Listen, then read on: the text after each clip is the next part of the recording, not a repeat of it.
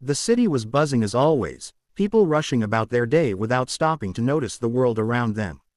In the middle of this chaos, inside a tall glass building in downtown Manhattan, sat a man who had everything, at least, by the world's standards. Wealth, power, a corner office with a view that touched the clouds. He was the CEO of one of the biggest tech firms in the country. But behind the cold gray suit, the polished shoes, and the award-winning smile was a man weighed down by silence and loneliness. Each day he walked into that office alone, signed documents, held meetings, made billion-dollar decisions, and then went back to an empty penthouse. No family, no friends that weren't business partners. Just a life structured around achievements and numbers. One cloudy Tuesday afternoon, something unexpected happened. As part of a new company outreach program, he had reluctantly agreed to visit a local community center his firm was sponsoring. It was a small place with peeling walls but bursting with life. Children played, drew with crayons, and laughed, sounds that had become foreign to him. He stood stiffly near the back, trying to blend in. A little girl, no more than 7, with curly hair tied in mismatched ribbons, walked up to him. She had a chocolate-smeared face, a balloon in one hand, and a glittery paper crown on her head. "Hi," she said cheerfully, completely unbothered by his expensive suit or stern expression. He blinked, startled. "Hello. You don't look happy," she said, squinting up at him. "You don't have a family too?" The question struck him like lightning. It was simple, innocent, but it sliced through his carefully built armor. "No," he replied, his voice quieter than he intended. "I don't." The little girl tilted her head. "That's sad. I don't have one either.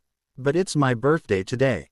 He nodded politely. "Happy birthday." She grinned. "Wanna come? I made cupcakes." "Well, I helped." He hesitated. He had meetings, emails, calls from overseas, but none of that felt as urgent as the small hand reaching for his.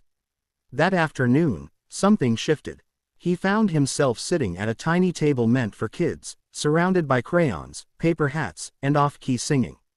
The cupcake was lopsided, the frosting melting slightly, but it tasted better than anything he'd had in years.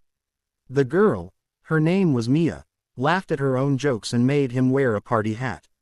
For the first time in a long while, he laughed too. Later, when the party ended and kids were picked up one by one, he stayed behind and spoke to one of the center's volunteers. That's when he learned Mia was in foster care. Her parents had passed away in a car accident. She'd been in and out of homes since. The birthday party, it had been planned by the center staff, her only real family, for now. Driving home that night, the city lights felt different.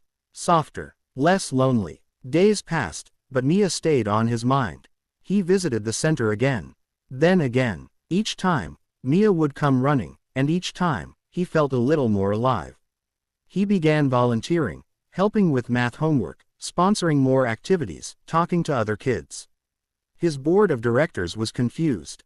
The media speculated he was preparing for a political run or rebranding his image. But the truth was simpler. He had found a piece of himself in that small child who asked the question no one ever dared to. Months later, after many visits and hours spent filling out paperwork, he sat across from Mia in a judge's office. "Would you like to be part of my family?" he asked gently. Mia nodded, eyes wide and shimmering. "I already thought I was." The adoption was finalized that fall. The lonely CEO became something he never expected, a father. And with that, his world changed. The boardroom still had its place, but weekends were for playgrounds and pancake breakfasts. Stock market updates were now balanced with bedtime stories and school recitals. And every year, without fail, they celebrated Mia's birthday, together, surrounded by cupcakes, balloons, and the kind of love no amount of money could buy. People asked what caused the change. Some speculated burnout, others a midlife crisis. But those who saw the way he looked at Mia, how she made him laugh in ways no one else could, knew the truth. All it took was a single question from a little girl, "You don't have a family too," to remind a man of what truly mattered. Not the profits, not the power, but connection. Love, belonging.